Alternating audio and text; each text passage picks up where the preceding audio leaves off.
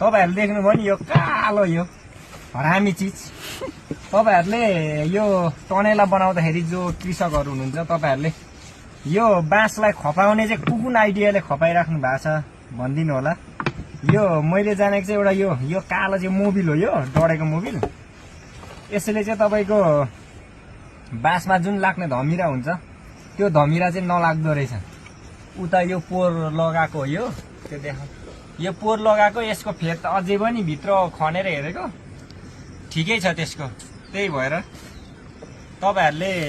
जानेको चीजहरु कुनै छ भने जो कृषकहरु हुनुहुन्छ तपाईहरु टनेला लगाएर जुन तरकारी खेती गरिराख्नु भएको छ जानकारी दिनु होला हामीले चाहिँ जानेकै हो मैले जानेको चाहिँ तपाईहरु सामु राख्दिए है त हजुरहरु यसले चाहिँ जस धमिरालाई चाहिँ निकै नै उ गर्ने छ सेभ गर्ने रहेछ अनि छिट्टो पनि नमक्किने रहेछ यो मोबिल चाहिँ यो हरामी हुँदछ हुन त अब यो मोबिल पोखेको ठाउँमा झारै पलाउँदैन त्यो जापानमा त्यो अमेरिकाले बम हाने जस्तै हुन्छ या त्यस्तो त नभन्नु है त हजुर ल है त चलिरहेछ हाम्रो यहाँ टमाटर खेती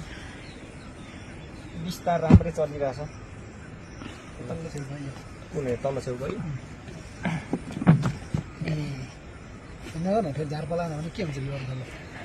टमाटरै पलाएन भन्यो